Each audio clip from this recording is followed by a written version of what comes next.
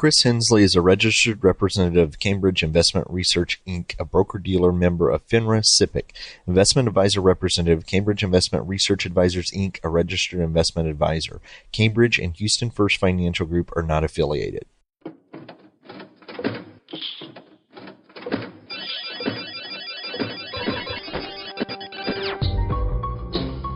The Houston Midtown chapter of the Society for Financial Awareness presents Money Matters with your host, Christopher Hensley.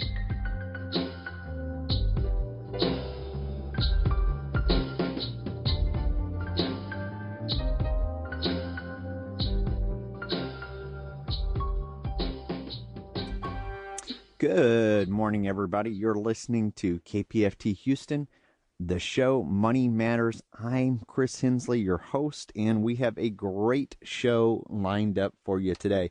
You know, as a financial advisor, I work with people from all walks of life.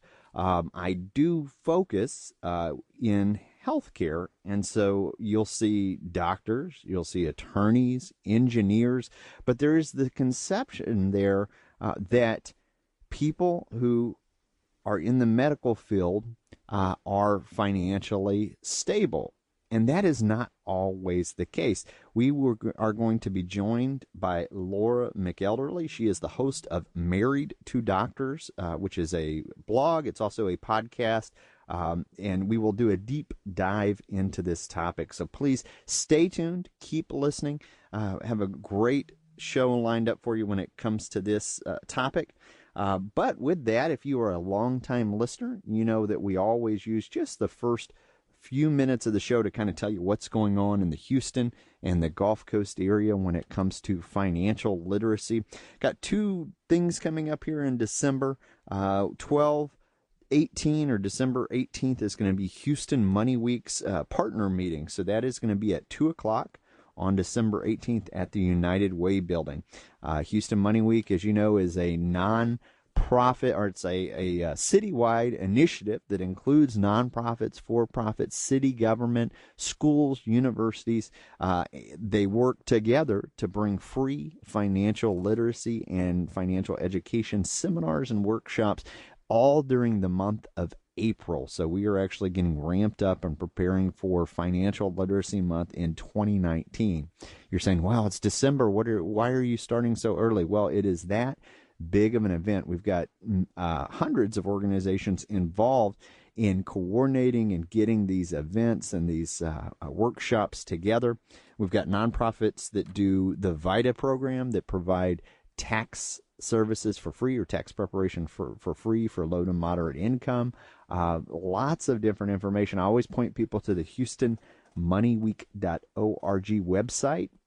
It is a dynamic document. You are able to put your zip code into the website, and it will actually tell you what events are going on in the city, or if you are in a certain neighborhood, what events are going to be going on in your neighborhood, or if you're looking for a specific topic, where you can go to find that workshop. So please stay tuned with that. We've got one more event in December as well. On December 22nd, I will be doing a retirement workshop at the Youngman Library. That is from 10:15 to noon. That is free and open to the public. It is primarily going to be for UT Healthcare employees, University of Houston, Houston Community College, UTHS Science. Okay, so yes, all and the one thing that they have in common is they are all involved in TRS, the Texas Retirement System, or ORP, Optional Retirement Program. So with that, let's go ahead and get Lara on the line. Lara, are you there? Yeah, I'm here. Hi, Chris. Excellent. Thank you for joining us this morning. Yeah, I'm so excited to be here and say hello to Houston. Absolutely. So I kind of always start the show the same way. I'll share your bio with listeners so that they can get to know you just a little bit better. Now, you studied family and consumer science and graduated from the University of Arkansas with a master's degree in teaching. You've worked with youth and adults and have a strong interest in family dynamics. Lara has been navigating the medical world for the last 16 years as you've supported your husband through medical school residency, a specialty change fellowship, as well as raising 5 boys. Woo! That's a lot. Yeah, it's been a long, long road, that's for sure. So there is the blog, which is marriedtodoctors.com, but then there's also the podcast. Can you tell us a little bit about what Married to Doctors is about and maybe why you started it? Sure, absolutely. So I saw just a huge need for more conversation to take place around the needs of not just the physicians, but also physician families. Anyone in the healthcare area has probably heard about physician burnout, but there's kind of this new buzzword going around, which is physician family burnout, which I can definitely relate to. So in addition to medical school, my husband trained for 8 additional years. That took us to 4 different states. Along with having a family, it was very challenging to just navigate that. And the whole time, we're making resident pay, which isn't very high if you figure it out per hour basis, right? So, it was a difficult time financially and emotionally. And I felt like we just needed more resources for physician families. And having not found them much when I was going through the process, kind of as we came to the end of our training years, I was like, well, I guess I know something about this at this point. So why don't I start some conversations? And I thought a podcast would be a great way to do that. So I started the Married to Doctors podcast, and I have all types of speakers on the show. We talk about everything from parenting to resentment to finances to sex to just anything that comes up that might be challenges, a challenge to the physician family. So that's the biggies there. Everything that you mentioned, dealing with the the relationships, the what you mentioned earlier, not just physician burnout, but physician family burnout. Huge issues for people dealing with having a spouse going through medical school or graduate school or anything along those lines. I mentioned earlier that, I work with doctors, I work with attorneys, and there is this conception there of what people think. Can you tell us a little bit about how it actually is? Oh, sure. So, I think sometimes we think, if I just married a doctor, my life would be so great. In fact, I was volunteering this week, and I had met someone for the first time, and as we were just getting to know each other, my podcast came up, and I told her what it was about. She was like, well, I don't know if I'd listen to that or not. I would think you should just go spend your husband's money. And I was like, oh, really? So I think there are still a lot of misconceptions about the quote-unquote doctor's wife. We're all supposed to be trophy wives, and we're supposed to, it's either the trophy wife image or it's the serving a luncheon type of old-school image. And so it's really interesting. It's not a title that I ever sought out. In fact, when I was dating my husband and when we were engaged, his plan was to be a math teacher, and I was also in education, and so I just pictured us both, being nerdy little teachers and having our summers off together and a good retirement plan through the state. So that was my intention with that, and a few years into marriage, he decided to take the MCAT and go down the medical route, which has changed our life, significantly. He's a critical care trauma surgeon, so the training has been very intense. And as I said, it's taken us to many states, and having a family along the way has been a challenge too. But it's wonderful being a doctor's wife. It's something that I shied away from for a long time. I wouldn't necessarily tell people that, but I've kind of come full circle with it, and now I embrace it a little better. And I'm like, it's part of my identity. It's what I do. We've worked very hard, but certainly the stereotypes exist, and the biggest one is probably the wealth one. Clearly you're wealthy if you're a physician, and there's many things that people don't consider. The cost of education has continued to rise and rise and rise, and the student loan debt is horrible. I mean, most physician families have 6-figure debt. And that's just common, that's a common problem.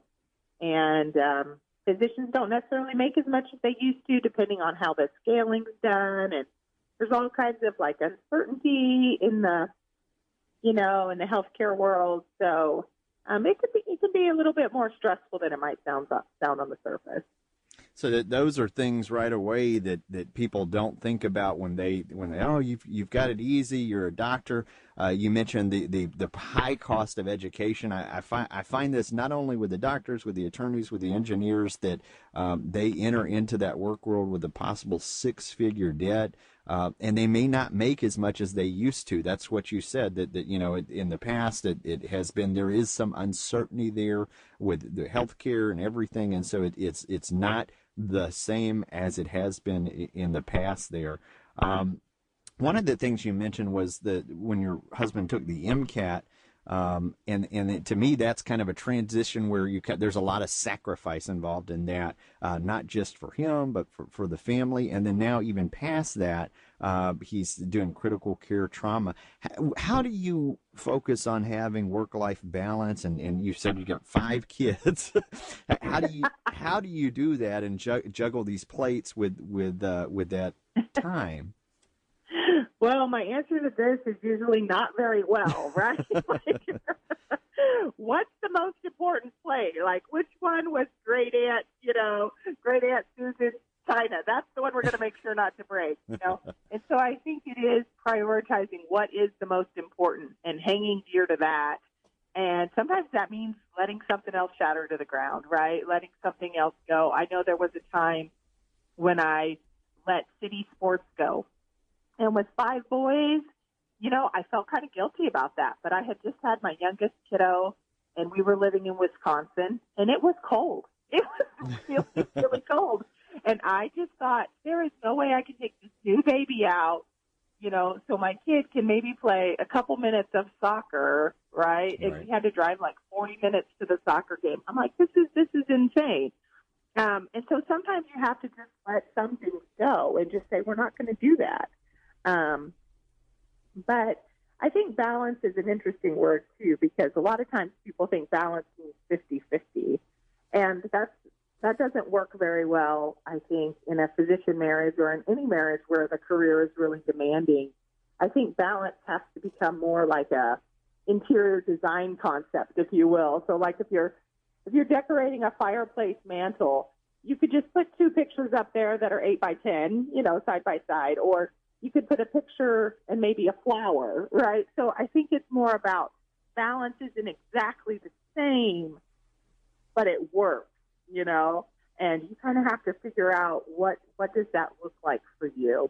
And so for us, it's not about time as much as, how do we use the precious time that we do have together.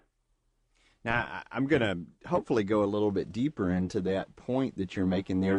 I'm on the blog, and I'm looking at your top episodes that you've had in the past. One of them is called How to Turn Towards Your Spouse Instead of Away When Things Get Hard. We just talked about balance. I think that's a good point when it comes to relationships. Tell us a little bit about that. Yeah, so I think in any marriage, times get tough, right? It doesn't matter who you're married to. So anyone listening to this can relate. And one of the things that has been really important for me is to give my husband the benefit of the doubt. And I still hate to admit this, but I've admitted it enough on my podcast. It's fair game now. There was a time when I really resented my husband's choice, not necessarily to become a doctor. When he decided he wanted to be a doctor, I was kind of like, oh, I thought that was romantic, kind of fell into the stereotypes myself. But then as he went down the road, it seemed like at every point he would choose the most difficult thing, like, well, I'm not just going to be a doctor, but I'm going to be a surgeon. And then it was like, well, I'm not just going to be a surgeon, but I'm going to do trauma. And I'm like, couldn't you be an ear, nose, and throat doctor where you worked more reasonable hours? Couldn't you have been a pediatrician and done a 3-year residency instead of a 5-year surgical residency plus a fellowship? And so there came a point where I was like, I'm kind of resenting this, and sure, I was proud of him. I'm thankful that he has, a job that he loves and the opportunity to do it and to get good training. But man, this is costing our family a lot as far as time and effort and financially. And I had to work through that, and I had to come to the point where I had to give my husband a little bit of the benefit of the doubt. Was he choosing medicine over us? really wasn't. He was just one of these people that had that desire to serve in that way and had the knowledge and the I guess the ambition to do it. And so as I came to better embrace that and give him the benefit of the doubt, then I could let some of that resentment go. And same thing, like if he's not home, he would like to be home. He doesn't intentionally miss, concerts and games and activities with the family. But especially in those training years, the hospitals, they keep you every single hour they say they're going to. So it can be long and it can be lonely, but I think one of the answers is giving the benefit of the doubt. Another thing is, like I said, not committing to more than you have to. Take things off your list. Be willing to say no to certain things. Prioritize your family over other commitments that you can get involved in. Each of those are just awesome tips there. So I'm going to kind of go back over some of them because I don't want them to lose their meaning here. Being able to prioritize those things that are most important, not committing to the things that you can't do. You talked about giving your spouse the benefit of the doubt. And you think about, whether it's law school, whether it's graduate school, whether it's medical, pursuing a career in medicine, that curve is a long time. There's the potential for some of the highest income earning in the future, but the road to get there takes a really, really long time. Being able to let go of some of that resentment, and then you mentioned financially, there it's the emotional part, but then there's also the toughness of having to not have that earning potential as of yet as you're going through this. Tell me a little bit about from your experience, what things did you do to cope with that, or what was that like for you? Yeah, so like I said, it has been a long road for us. My husband started medical school when I was 27, and I am now 41. And he has just finished all of his training. So you can imagine, I feel like I've given my youth. Really, it feels like, I've given my life. And I'll see my peers, as they kind of hit their mid-30s and they're owning a house or they have that 401k in place. And it seems like things are so much more just stable. And we're still like, well, one day he'll make good money. One day. And you can't live in the future like that. You just can't because you're miserable in the present. And so I think you have to do what you can with the money that you have when you're making it. So as a resident, you make teacher salary, give or take a little bit.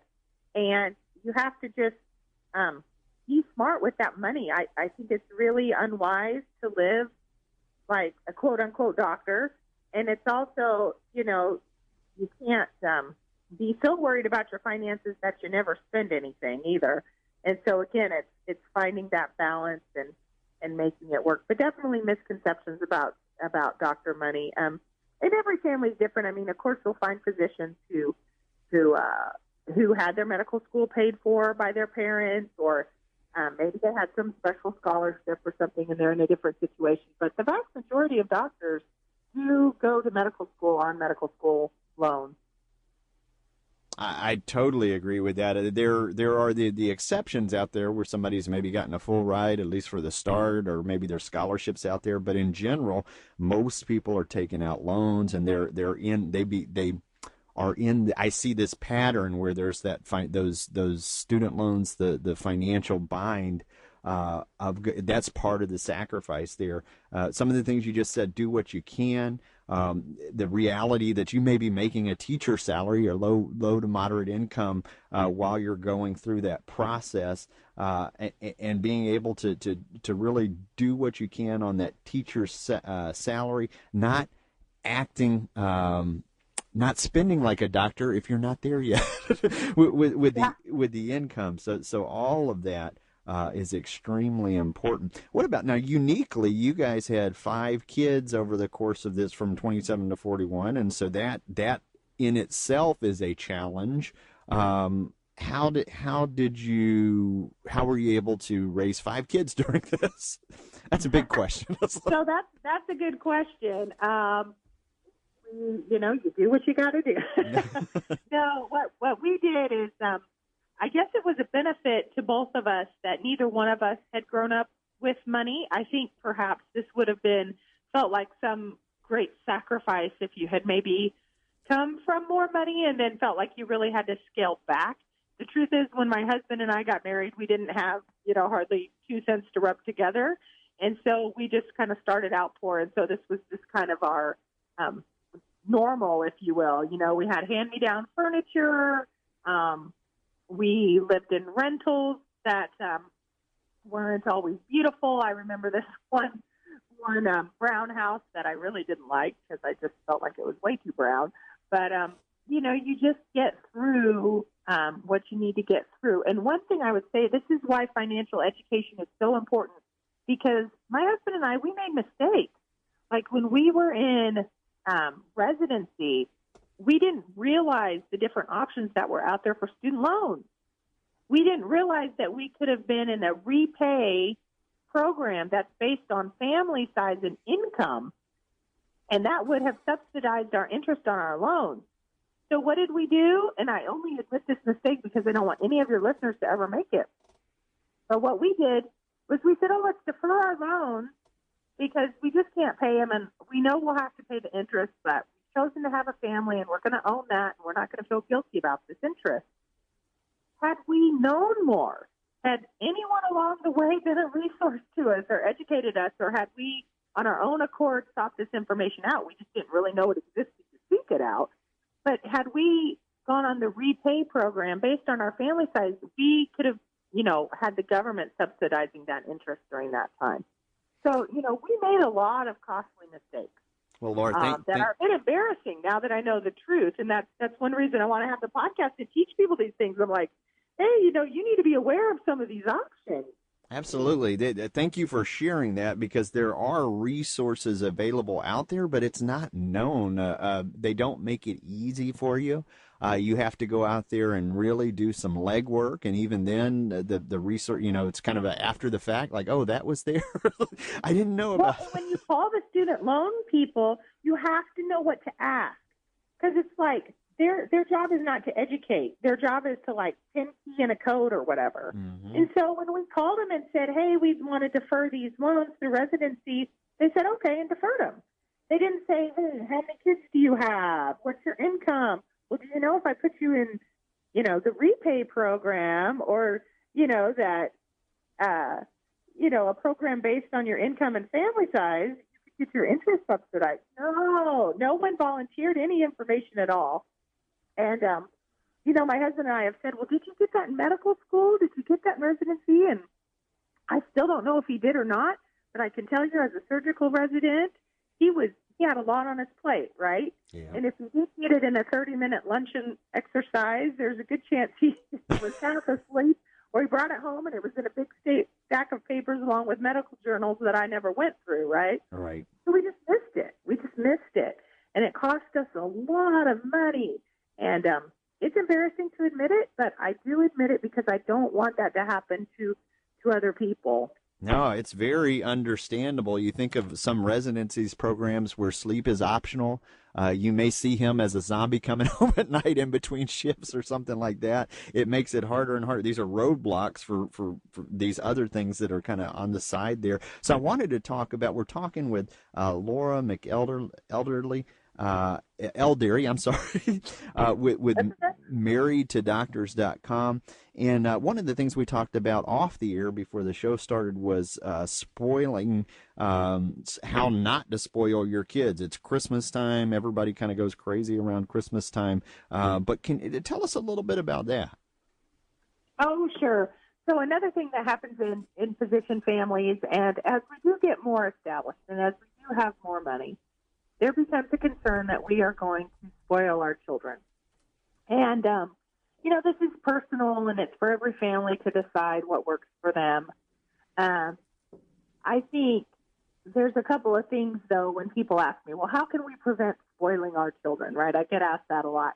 The first thing I always say is you need to just teach them manners, because a kind person is not a spoiled person, right? When we think of spoiled, we really think of someone being a brat, right? Someone being entitled. But someone who is kind is always easy to like.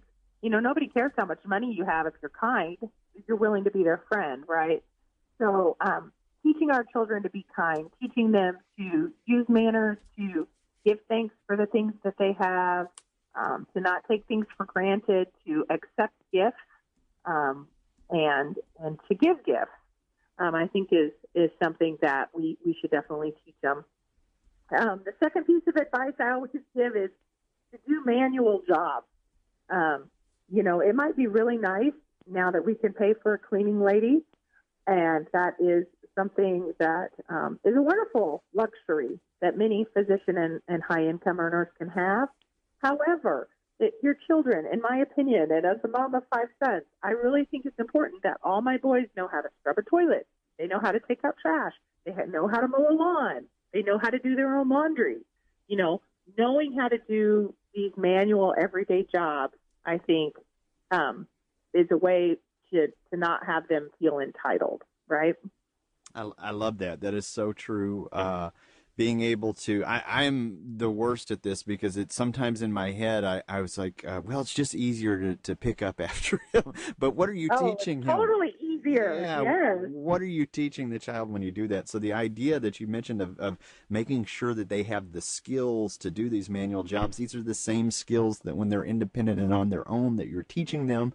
You talked about teaching them manners, which you think, oh, well, that's intuitive, but it's not. The ability to say thanks, to accept gifts, to give gifts. What is one of the greatest compliments as a parent is when somebody comes up to you and tells you, your kid is so well behaved. You let him go for a sleepover and he says thanks and please. That's very, very good to hear those things. And you mentioned earlier, it's different when we talk about spoiling kids, that it may be different from family to family, but there have been studies shown that if, somebody just gives you money, there's a book called The Midas Touch where it talks about lottery winners that got sudden wealth. And it was just dumped on them, and you do 10 years back, and that person is not happy at all. And so there, the fine line between being frugal with the kid and then spoiling them, that's something to think about there. Right, and of course we want to provide for our children, and I do think parents have a responsibility to provide, and so there is that. But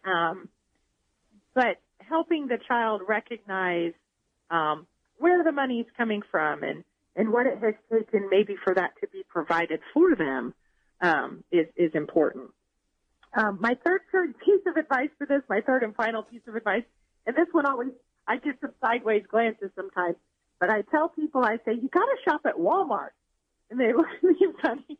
But I'm always surprised at the physician family that will travel to a third world country to give service, but doesn't shop across town at Walmart because they're scared or it's not the safe Walmart. And I feel like if we want our children to be involved in our communities, they need to know our communities, front side, back side, inside, and outside. So take them to different sides of town, have them mingle, have them get to know and understand how people in their own city live. I love that. The idea that, one of the things I read on your webpage was looking for community for physician spouses, but building a community. Part of being a community is not being sheltered and going outside of that community and seeing. So when you said that, shop at Walmart, it fits right in because it's giving you a chance to get outside of your zone or your neighborhood or your community, and something super important to think about. Well, we're right here. We just got a few minutes before the end of the show. I want to remind listeners, I'm going to put a link on the website, so it's marriedtodoctors.com. There is a podcast. Thanks for listening to today's episode of Money Matters Podcast. If you enjoyed the show, visit us on the web at www.moneymatterspodcast.com. drop us a line on SpeakPipe on the right-hand corner. It will receive any voicemails, questions, thoughts, concerns that you have about the show. In addition to this, we recently launched a Patreon campaign. Click on the Donate Now tab to hit the tip jar and find out what Patreon's campaign is all about.